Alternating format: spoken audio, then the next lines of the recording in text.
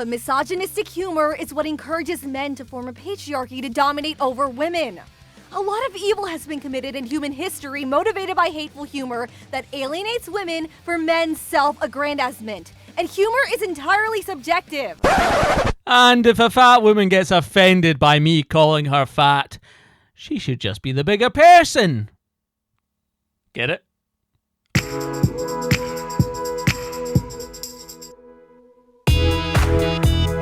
Or, you know, eat clean and go to the gym and squat heavy weights, build a top shelf.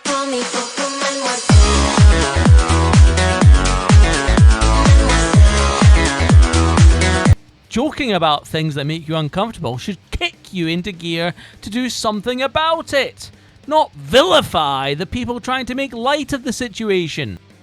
We who make the jokes are just making it clear that most of us find it repulsive. Does somebody not know how to flush a toilet after they've had a shit? That's not me. Well, it was fucking one of yous. Disgusting! And you should care what other people think about you, at least to some extent. Anyway, it is obvious when a person is completely humourless and humourful. And there is good humour and bad humour. The problem is that becoming good-humoured as a person is a skill that requires practice. Like learning how to flirt. You were playing basketball? Look at it. Holy shit, bro. I want to just bust a fat nut on them. On what? Wait. Oh, fuck. I thought I was muted. My bad. Oh, my God. I thought I was muted. Who were you talking to muted, though? I was talking to my... sorry. It basically is a part of flirting, at least. Well, Adam, that's something you need a lot of practice. Ha! Congratulations on saying it before I did. We could all be funnier. Or maybe you don't think you need to be funny? Women don't need to be funny because men will have sex with them regardless? Sounds like implicit sexism right there, Lucy Lou. When men are married to women who scream like you, they just want to die sooner. No. Women have to be funny while being sweet, caring, nurturing, and altruistic all at the same time. We want to produce good humor rather than the vulgar, lowest common denominator rubbish you laugh at. I mean, seriously, you think pretending to orgasm in public is funny?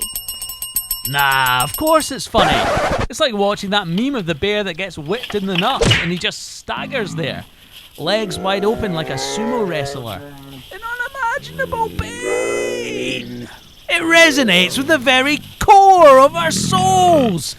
And don't lie, I saw you nurse a grin when I was doing it, even if it was a slight smirk. I've said it in the past, but I'll say it again. There is nothing quite as true as the blood that rushes to my cock when looking at the voluptuous curves of a beautiful woman. You do have to risk acting like a fool to be funny. And so many people are too scared to look like a fool to truly be funny. A hilarious joke can tell us something poignantly true, no matter how absurd it is, about the nature of our reality. Like how opinions are like assholes. Everyone's got one. As men are more aggressive than women, they need to use humour to release their anger. Otherwise, we'd all end up like Patrick Bateman. I mean, watching American Psycho and you realise by the end that this guy's incapable of cracking a joke. Yeah, he's pretty demented. Everything is serious to him. Then he loses his mind and goes on a killing spree.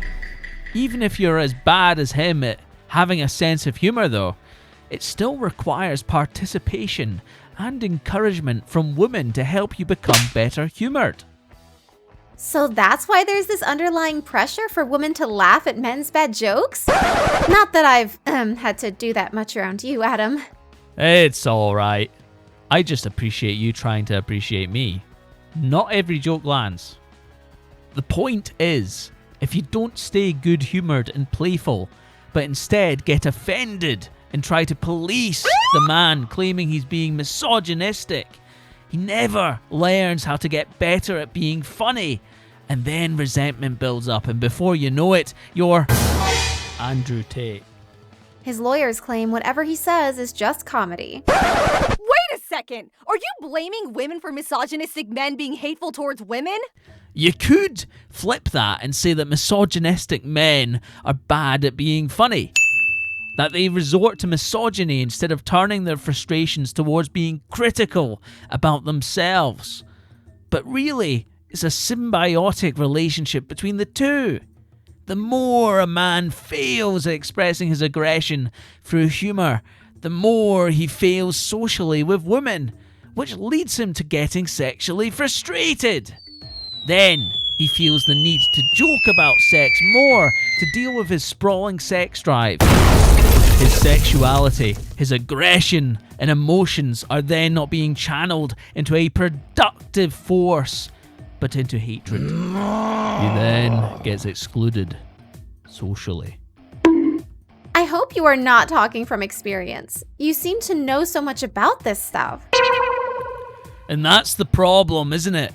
You must be a loser, a creep, a weirdo to try to fully understand the misogynist perspective and how they got there instead of just calling them hateful. And that means you must have been, or still are, completely and utterly rejected by women, which just makes you repellent to women when talking about this seriously, as the monkey-brained herd mentality of fear kicks in that you must be a dangerous man, some sort of incel. You lost, Bobby. You lost. You're a loser, Bobby. It's pretty obvious that no woman would rather date a man who previously held misogynistic attitudes than a man who never had misogynistic attitudes to begin with. Who's not to say that, underneath it all, he still thinks the same way, that whatever trauma he's been through has rotten him to the core. It definitely feels icky hearing someone try to defend misogynistic thinking. Good to know I'm giving you the ick. No, I mean, it feels politically incorrect. Even if you were just trying to explain the reason for their behavior, it's like our instincts are telling us to just hate these men rather than try to help them to change. They are too far gone. Maybe it is groupthink.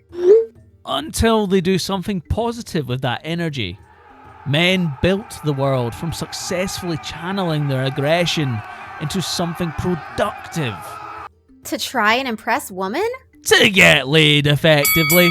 Yeah, probably. Are you saying Mr. J was just trying to show his love for me?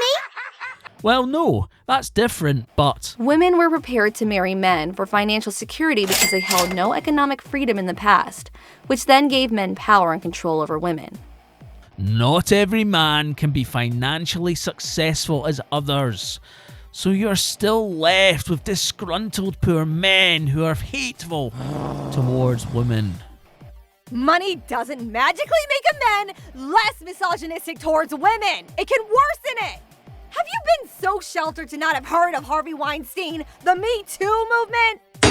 Of course I've heard about the damn Me Too movement. The point I'm trying to make is that these socially excluded men, these dudes whose sex drives are getting out of control, need help from women to get better social skills. So to just give them sex, lots and lots of sex whenever they demand it! No, not at all. Yes, absolutely, that would solve the problem. But you refuse to shag them.